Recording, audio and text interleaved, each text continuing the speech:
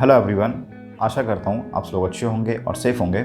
IOCL has announced the recruitment of officers. As we all know, IOCL is a Maharatna company just like ONGC, and it is a highest paid job after ONGC among all the PSUs. So in this video मैं आपको बताऊंगा about IOCL interview pattern कि भाई GD कैसे होता है, GT कैसे होता है, पर्सनल इंटरव्यू पहले होगा, GT पहले होगा, लाइक दिस थिंग। मतलब आपके दिमाग में जितने डाउट्स आ सकते हैं सारे क्लियर हो जाएंगे। मतलब आप ये समझ सकते हो कि इंटरव्यू वेन्यूज में एंट्री करने से लेके एग्जिट करने तक का सारा जो आपके साथ होगा मैं आपको वो बता दूंगा। और इसमें मैं अपना इंटरव्यू एक्सपीरियंस भी आपके साथ करूँगा शेयर कि मुझसे क्या क्या क्वेश्चन उन्होंने पूछे थे। ठीक है, सो स्टार्ट करते हैं। I am Ajay Gangwar, working in ONGC and ex-IOC officer. For those who are new to this channel, do subscribe this channel. Here I'll provide you technical guidance, interview guidance as well as motivational guidance. So start करते हैं। IOCL का interview जो होगा that will be at IIPM Gurugram, that is Indian Oil Institute of Petroleum Management।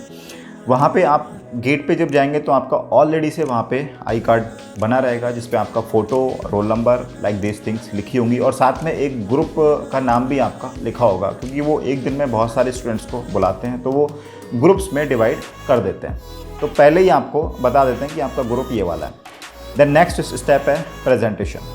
आपको वहाँ से वो लोग कॉमन हॉल में भेजेंगे जहाँ पे प्रेजेंटेशन होगा और वहाँ पे वो IOC के बारे में आपको थोड़ा मोड़ा बताएंगे। ठीक है, देन प्रेजेंटेशन होने के बाद में आपसे बोला जाएगा कि बेस्ड ऑन योर ग्रुप, आपके ग्रुप के हिसाब से आपको एक अलग फर्दर प्रोसेस के लिए भेज दिया जाएगा। उसके बाद में जो स्टेप आता है दैट इज़ डॉक्यूमेंट वेरिफिकेशन।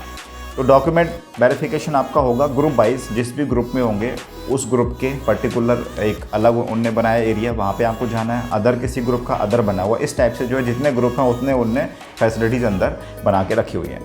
तो डॉक्यूमेंट वेरिफिकेशन में क्या रहता है, जो आपका कॉल लेटर आएगा उसमें सब कुछ लिखा होता है कि आपको कौन कौन से डॉक्यूमेंट लेके आने हैं। तो वो सारे के सारे डॉक्यूमेंट आप लेके जाइए।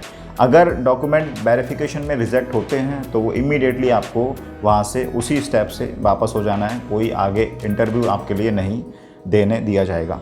अब डॉक्यूमेंट वेरिफिकेशन के बाद में नेक्स्ट स्टेप है GD, GT and personal interview. तो GD, GT and personal interview में कुछ भी पहले हो सकता है। मोस्टली GD एंड GT तो आपके एक साथ होंगे और इंटरव्यू जो होगा वो GD, GT से पहले भी हो सकता है और उसके बाद में भी हो सकता है। मेरे केस में क्या हुआ था कि मेरा GD, GT पहले हुआ था, उसके बाद में इंटरव्यू हुआ था। तो अब बात कर लेते हैं हम लोग GD और GT की। देखो GD की बात करें तो GD में क्या है, आपको एक टॉपिक मिलेगा जिसके ऊपर में आपको डिस्कशन करना है। 10 मिनट के आसपास आपको मिलता है। बाकी मतलब वो इतना सफिशिएंट टाइम देते हैं ताकि हर एक स्टूडेंट को मौका मिल जाए बोलने का। तो आपको ध्यान रखना है कि एटलीस्ट 1-2 एंट्री तो लेना है उसमें। और क्योंकि GD में कुछ लोगों का परसेप्शन ये होता है कि आपको किसी भी हाल में बस 1-2 बार बोलना है। ऐसा नहीं है, बोलना है ज़रूर होना चाहिए। जब आप बोलोगे ही नहीं तो क्या फ़ायदा फिर GD का। बोलना है, बट ऐसे बोलना है कि आप किसी और को ये ना लगे कि आपने उसको इंटरप्ट करके आपने एंट्री करी है। तो आप बिल्कुल करेक्ट टाइम पे अपनी एंट्री मारिए और वहाँ सफिशिएंट टाइम मिलता है कि वो लोग हर एक स्टूडेंट को बोलने का मौका देते हैं।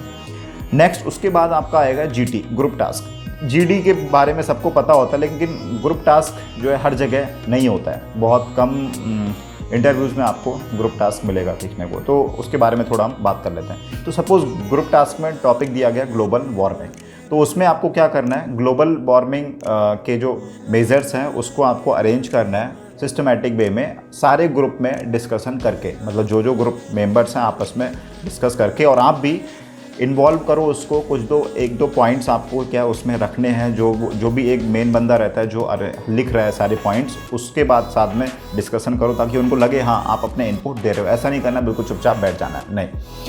और ग्रुप टास्क में फिर सारे पॉइंट्स अरेंज हो जाएंगे तो एक बंदा कोई ग्रुप में से खड़े होके बोल देगा सारे पॉइंट्स। ठीक है, अब उसमें ऐसा बिल्कुल नहीं है कि जो बोलेगा उसको एक्स्ट्रा मार्क मिलता है, नहीं। तो उसके लिए झगड़ा नहीं करना है कि नहीं मैं बोलूँगा, क्योंकि ऐसा आप अगर करोगे तो आपको वो लोग ऑब्जर्व कर रहे हैं तो आपको और गलत इंप्रेशन पड़ सकता है उससे। ठीक है, और दूसरा इंपॉर्टेंट चीज़ ये है कि ग्रुप टास्क और GD जो होगा वो बिल्कुल हिंदी में हो सकता है। आपको इनफैक्ट वो लोग जैसे ही आपका GD/GT स्टार्ट होगा पहले ही वो लोग बोल देंगे कि आप हिंदी में भी बोल सकते हैं, feel free to speak in Hindi. और आपको एक अंदर की बात बताऊं तो PSUs में आप जितने भी जाओगे लाइक ONGC, NTPC, IOCL, जितने भी महारत्ना, नवरत्ना PSUs हैं, इसमें हिंदी को क्या करते हैं वो लोग अप्रिशिएट करते हैं। ठीक है, मतलब यहाँ पे एक पोस्ट होती है राजभाषा अधिकारी। ठीक है, वो उनका काम ही ये होता है कि जो अंदर जो सिस्टम में काम जो चल रहा है वो सिस्टम का काम जो है हिंदी में भी चलना चाहिए। तो हिंदी को बहुत ज़्यादा प्रायोरिटी मिलती है यहाँ पे। तो आप अगर हिंदी में बोल रहे हैं तो डोंट फील कि आपका एक नेगेटिव पॉइंट ही आ गया, नहीं। PSUs में आपके लिए ये पॉजिटिव पॉइंट है, क्योंकि यहाँ पे बहुत सारे लोग हैं कि जिनको हिंदी नहीं आती है, तो वो बहुत ज़्यादा सफ़र करते हैं। और बहुत सारे लोग ऐसे हैं कि जिनको ज़्यादा इंग्लिश नहीं आती है लेकिन वो बिल्कुल सफ़र नहीं करते हैं, क्योंकि हिंदी आना एक मस्त चीज़ है और यहाँ पे हिंदी को बहुत ज़्यादा बढ़ावा मिलता है। तो डोंट वरी, अगर आपकी इंग्लिश इतनी अच्छी नहीं है और अगर आपको इंग्लिश का एक डर है तो आप बिल्कुल हिंदी में बोलिए, आपका कोई भी मार्क्स पे इम्पैक्ट नहीं पड़ने वाला है। ठीक है, मीनवाइल टी एंड स्नैक्स की फैसिलिटी तो हमेशा ऑन रहेगी, लाइक ड्यूरिंग योर GD/GT और इंटरव्यू। जब भी आपको चाहे आप चाय पानी पी सकते हैं। देन जो लंच होता है वो 1 से 2 बजे के बीच होता है। उसमें क्या रहता है, मान लो जिनका GD/GT इंटरव्यू तीनों चीज़ हो चुकी है टिल लंच, तो बहुत अच्छा है। अगर नहीं हुई है तो फिर आप थोड़ा लाइट खाओ, क्योंकि उसके बाद में नींद आएगा, आपका इंटरव्यू में भी उस पर इम्पैक्ट करे। मेरा तो इंटरव्यू GD/GT सब कुछ हो गया था, उसके बाद हुआ था लंच, तो आई वॉज वेरी लकी। तो मैं बहुत अच्छे से खा के डिनर लंच में ही करके आ गया, क्योंकि वो IOCL का lunch is one of the best lunch जो आपको किसी भी इंटरव्यू में मिलने वाला है, बेस्ट होता है। आफ्टर GD/GT मेरा इंटरव्यू हुआ। इंटरव्यू पैनल में 3 लोग थे इंक्लूडिंग 1 लेडी, तो शायद वो HR की होंगी। ठीक है, तो वहाँ पहला क्वेश्चन आया, tell me about yourself, जो कि एक्सपेक्टेड रहता है क्वेश्चन को। इतना टाइम तो होता नहीं उनके पास कि वो फाइल आपकी पढ़ेंगे, आपके बारे में जानेंगे, तो बेस्ट रहता है कि वो आपसे ही पूछ लें, ठीक है, आपके बारे में।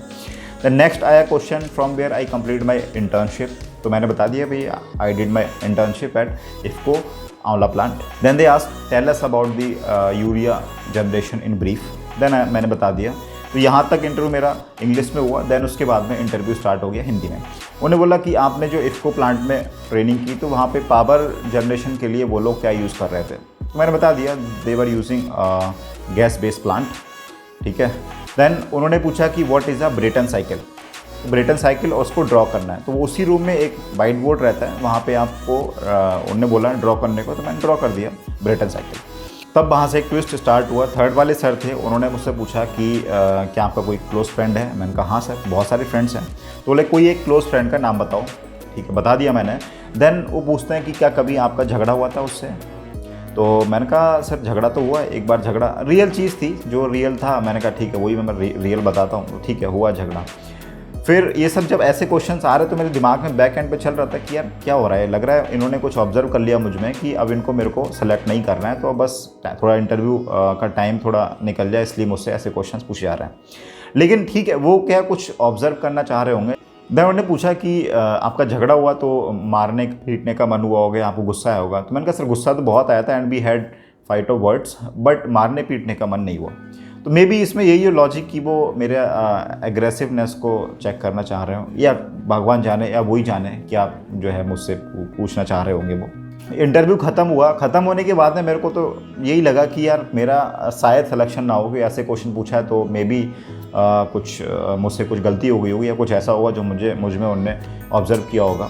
फ़िलहाल ये सब टेंशन छोड़ के दबा के खाना खाया। ठीक है, अब नेक्स्ट स्टेप आपका होगा कि भाई ये इंटरव्यू आपका हो गया, अब आपको आपके टिकट का रिम्बर्समेंट चाहिए। ठीक है, तो सेकेंड AC ट्रेन का रिम्बर्समेंट होता है।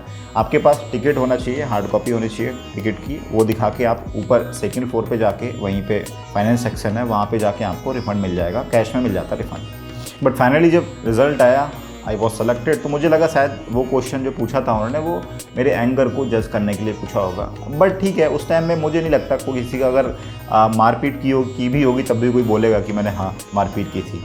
Finally some tips to IOC interview. देखिए IOC का इंटरव्यू जो होता है रिलेटिवली ईजी होता है, इतना टेक्निकल नहीं होता लाइक NTPC ONGC, वो बहुत सिंपल रहता है। ठीक है, तो आपको वेरी काम होके विद पेशेंस आपको आंसर करना है। सेकेंडली, आपने जहाँ से भी इंटर्नशिप की है उसके बारे में आपको सारा कुछ पता होना चाहिए। ठीक है, वो क्वेश्चन आपसे पूछा जा सकता है। थर्ड जो जीडी होता है, जीडी में क्या है ना, कुछ टिप्स हैं वो आपको ध्यान रखने हैं। पहली बात तो ये कि आप अपने दिमाग से मिसकंसेप्शन ये निकाल दो कि हमको ज़्यादा बार बोलना है, ठीक है। बोलना है, ये नहीं कह रहा हूँ कि बोलना ही नहीं है, बोलना है, लेकिन किसी थर्ड पर्सन को इंटरप्ट किए बिना। और दूसरा क्या है, मान लो किसी पर्सन ने अपना ओपिनियन दिया, तो आपको सीधे सीधे ये नहीं बोलना है कि I am disagree with you, ठीक है। डिसएग्री वर्ड का यूज़ नहीं करना है। आप ऐसे बोल सकते हो, you may be right but in my opinion this should be like this. ऐसे करके आप जो है अपने आइडिया को दे सकते हो। किसी के आइडिया के ऊपर आपको कंप्लीटली डिसएग्री होना ही नहीं है। ग्रुप टास्क में आपको दो चीज़ें ध्यान रखनी है। पहला तो ये, जब आपको टॉपिक दिया गया है उसके बारे में आप जब मैटर अरेंज कर रहे हो तो उस टाइम पे आपको इन्वॉल्व होना है, ठीक है।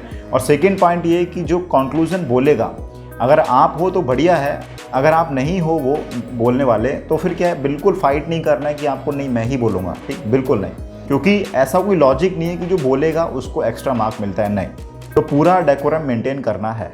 अगर आपकी 200 के अंडर रैंक है तो कोई दिक्कत नहीं है, चांसेस आपके बहुत ज़्यादा हैं सिलेक्शन के। लेकिन अगर 200 प्लस रैंक है तो फिर आपको एफर्ट्स करने हैं जीडी में, जीटी में और इंटरव्यू में, ठीक है। Last but not least advice कि प्रेजेंटेशन के टाइम पे जो वहाँ पे बताएंगे वो आप लिख लेना, ठीक है, जो जो आपको इंपॉर्टेंट लगे। वैसे तो आपको क्या अपने आप से ही पढ़ के जाना है, ठीक है। अगर आपने जो जो नहीं पढ़ा है, उन्होंने कुछ अलग चीज़ बताई तो वो लिख लीजिए, मे बी आपको इंटरव्यू में वो चीज़ पूछ लें। फाइनली कंक्लूड करते हैं। मैंने अपना इंटरव्यू एक्सपीरियंस शेयर किया। अगर आपको अच्छा लगा हो, हेल्पफुल हो तो सब्सक्राइब कीजिए चैनल को। बाकी ऐसे इंटरव्यू टिप्स में और लाता रहूँगा। और आप अगर मैकेनिकल इंजीनियर हैं तो मैं यहाँ पे टेक्निकल सिलेबस भी कवर करूँगा। अगर आपको टेक्निकल टॉपिक में किसी में डाउट है तो आप पूछिए मुझसे। अगर आपको इंटरव्यू रिलेटेड कोई भी टेक्निकल क्वेश्चन का आंसर चाहिए then feel free to ask me. जैसे बहुत सारे क्वेश्चंस ऐसे होते हैं जो हम लोगों ने थ्योरी में नहीं पढ़े हैं, ठीक है। प्रैक्टिकल क्वेश्चंस होते हैं जो इंटरव्यू में पूछे भी जाते हैं।